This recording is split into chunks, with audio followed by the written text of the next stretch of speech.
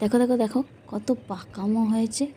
ছোট সাইকেলটা যবে থেকে চালানো শিখেছে তবে থেকে প্রতিদিন বিকালবেলা এই যে মাঠটা আছে আমাদের বাড়ির প্রায় সামনেই, ওখানে গিয়ে এই হচ্ছে, এই যে পিছনে বসে সাইকেলটা চালাচ্ছে।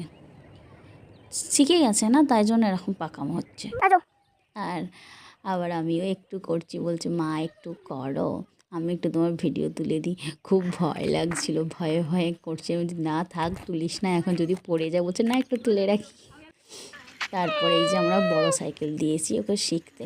প্রথমে মাঠটাতেই শেখাতে ছিলাম, আসলে মাঠটা বালির প্রচণ্ড, তার জন্য একটু অসুবিধা হচ্ছিল ঠিকই, কিন্তু সেফ অনেকটাই, কারণ মাঠে সচরাচর তেমন কেউ আসে না, তাই জন্য মাঠটাতে সাইকেল শেখা খুবই সুবিধা হয়েছে। কিন্তু যখন সামনের গলির পিচ রাস্তায় ওকে শেখানোর জন্য আমরা দিলাম, তখন খুব সমস্যা হয়েছে। শুধুই গাড়ি এসে যেত, দুপুরের টাইমে নিজে শেখাতাম, আর প্রচণ্ড পড়েছে, প্রচণ্ড চোট লেগেছে। একটা ছোট ক্লিকও আছে এইখানে পড়ে যাওয়ার, দেখবে তোমরা। আমি কি বলবো, কত যে ভয় পেয়েছি যখন ওকে এই রাস্তায় সাইকেল চালানো শেখাতেছিলাম। শুধু কি প্রচণ্ড এদিক ওদিক ঘুরতেছে, ভাবছে আমি শিখে গেছি। আর এই যেখানটাতে এই পড়ে গেল, ব্যাস।